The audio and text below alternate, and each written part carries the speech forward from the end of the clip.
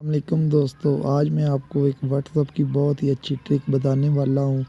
अब आपको किसी का नंबर सेव करने की ज़रूरत नहीं पड़ेगी। जो व्हाट्सएप यूज़ करता हो, आपको सबसे पहले उसका नंबर सेव करना पड़ता था, फिर ही आप व्हाट्सएप के ऊपर उसको सर्च कर पाते थे और मैसेज कर पाते थे।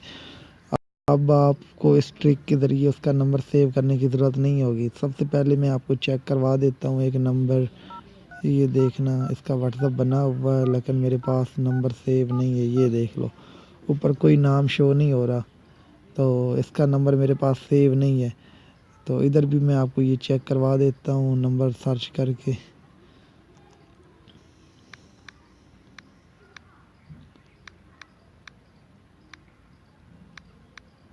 ये देखो, नंबर सेव नहीं आ रहा।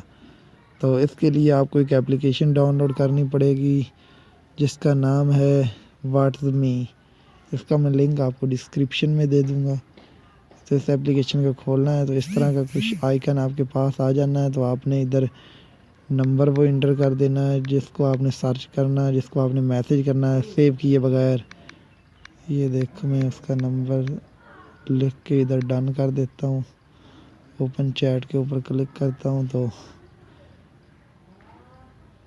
ये देखो डायरेक्ट व्हाट्सएप के ऊपर चला गया है। तो ये देखो, इसका नंबर सेव करने की ज़रूरत नहीं पड़ेगी। उम्मीद करता हूँ आपको समझ तो आ गई होगी।